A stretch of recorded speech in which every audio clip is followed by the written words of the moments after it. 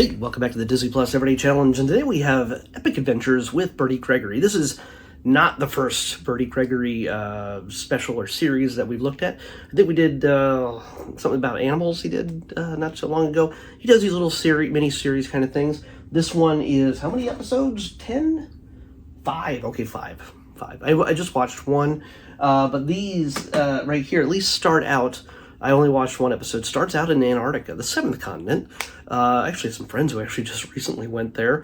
But they didn't get to go jumping in the water and filming whales and sea leopards and penguins as they all mix together into their ecosystem that allows them to feed on similar things and sometimes each other. The whales eat krill, but so do the penguins. And the sea leopards, which are like gigantic big dogs, or actually bigger than lions in some cases.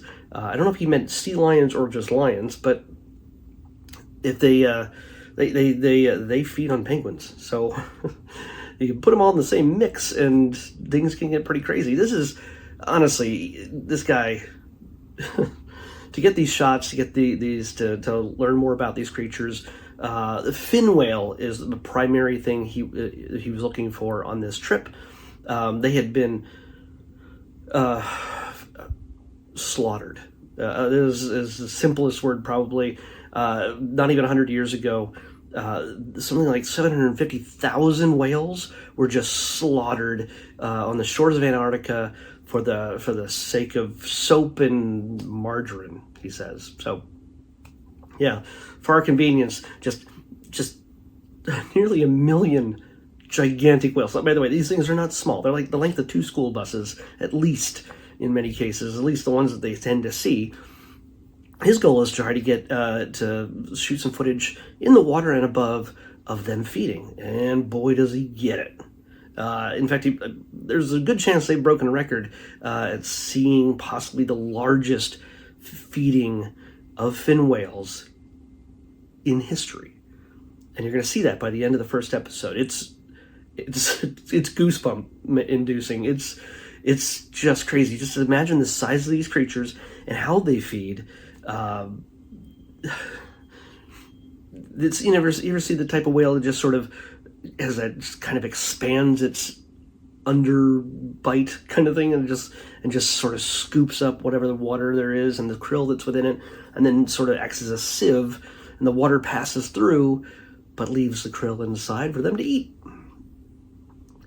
Get to see dozens of these at once, and at one point the footage so wide, so far out, that it's understood that it could have been, they estimate that there was about 300 at one time, which doesn't seem like a lot compared to 750,000, but hey, we needed butter. So this is definitely going to be an ecological, conservative, conservationist type of message to this. You're going to do that when you talk about nature. When honestly, you go this far out into nature and there's nothing but nature. It's not like they're going to go, oh, you know what, I think we're just going to go camp in a city nearby. Let's go get a hotel. No, this is on some of the roughest waters on the planet. And considering how much rough water there is on this planet, how much water there is covering this planet, they go through Drake's Passage, which is taken down boats bigger than theirs, he says, easily. And so it's not an easy trip. Thankfully, there's not an in memoriam at the end of this series. This is, by the way, from 2022. It's one season, and yeah, it's not my kind of thing where I'm like, oh my gosh, I gotta watch more fish movies and documentaries on whales and penguins and stuff like that. There's so many on Disney Plus.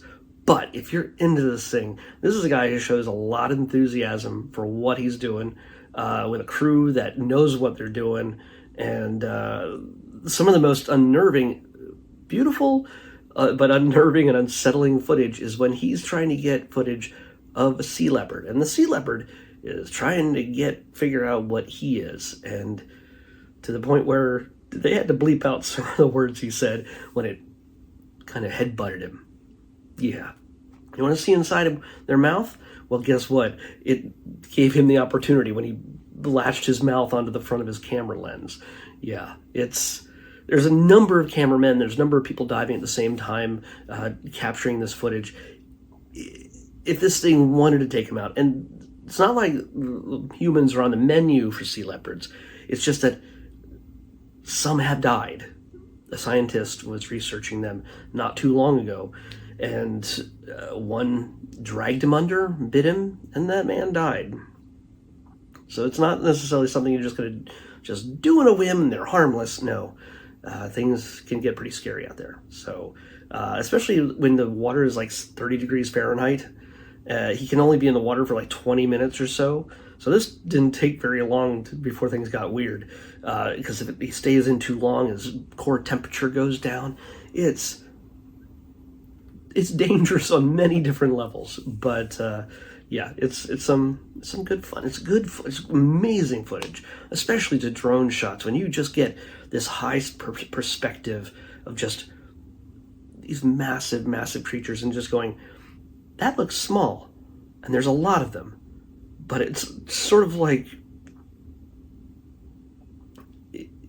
you have no comprehension of just how big a space they're taking up. It's kind of amazing.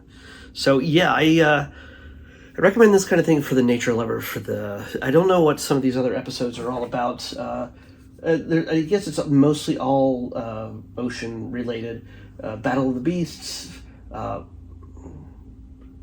Okay, I guess he's going to Africa there, so maybe it's not the ocean. I don't know.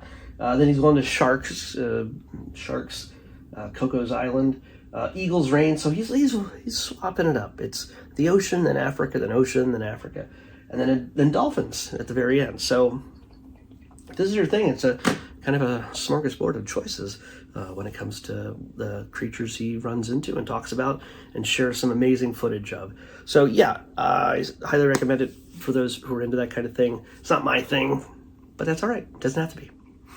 Tomorrow, I know I've been doing this a lot. I've been pre-picking some things, only because, it's new, like Acolyte yesterday, and some just other random things. And I know we've seen a lot of documentaries over the last week and a half, 2 weeks. It's just been documentary after documentary. But the timing on this one is specific. Tomorrow is the 6th of June, and that means D-Day for us in America. There is a documentary. Let's find it here. Come on. Where are you? Did it already get pushed over? Come on. It's D-Day. Where are you, D-Day? Oh no, it's in the E's. Whatever. It doesn't matter. Oh, there it is. It's called, I'll show it to you. It's number 88. It's called Eyewitness D-Day. I forgot the first word. So we're going to watch. I want to learn more about D-Day. I've seen tons of movies, Band of Brothers and things like that.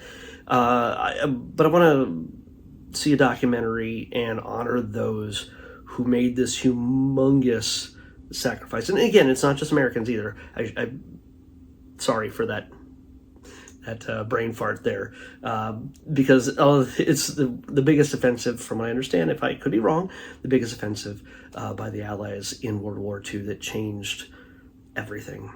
But I'm going to learn more and hopefully correct anything I said wrong just now.